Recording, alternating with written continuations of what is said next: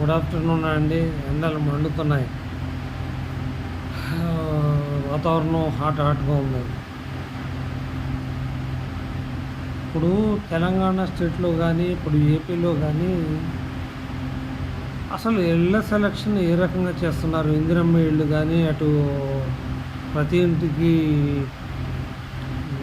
Double bedroom అని చెప్తున్నారు.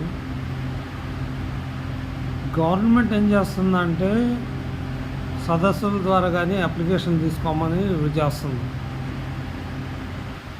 ఇంకేయో చెప్తుంది. వాస్తవంగా ఏమవుతుంది? ఇన్ని టీఆర్ఎస్ గవర్నమెంట్లో కానీ, ఇప్పుడు ఉన్న కాంగ్రెస్ గవర్నమెంట్లో కానీ ఇందిరమ్మ ఇళ్ళ విషయంలో రాజకీయ నాయకుల చేతుల్లోకి పోతున్నాయి లిస్టులు. బీఆర్ఎస్ ఉన్న టైంలో డబల్ బెడ్రూమ్లు నేను కొన్ని ఏరియాలు చెప్తాను.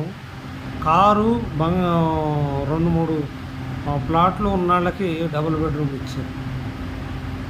2 ఎకరాలు 3 ఎకరాలు పొలం ఉన్న వాళ్ళకి డబుల్ బెడ్రూమ్ అప్లై చేసుకుంటే మీరు మా ఊరు వాళ్ళు కాదు, వీళ్ళు మా ఊరు వాళ్ళు కాదు అని చెప్పి సరిహద్దు గ్రామాల వాళ్ళు చాలామందికి ఇవ్వాల. ఇల్లు ప్లాట్ ఉండగా డబుల్ బెడ్రూమ్లు ఇచ్చారు, మళ్ళీ బైకులు ఉండగా ఇచ్చారు, వైట్ రేషన్ కార్డు ఉండి 10 ఎకరాల పొలం ఉన్న వాళ్ళకి డబుల్ బెడ్రూమ్లు ఇచ్చారు. వాస్తవంగా ప్రతి ఒక్కళ్ళకి లేని వాళ్ళకి ఇవ్వాలి, లేకపోతే అగ్రకులాల్లో ఉన్నవాళ్ళు పెద్దవాళ్ళు ఉంటారు. ఇప్పుడు వాళ్ళకి మెయిన్ లీడర్లకు ఇస్తే ఏం చేస్తున్నారు?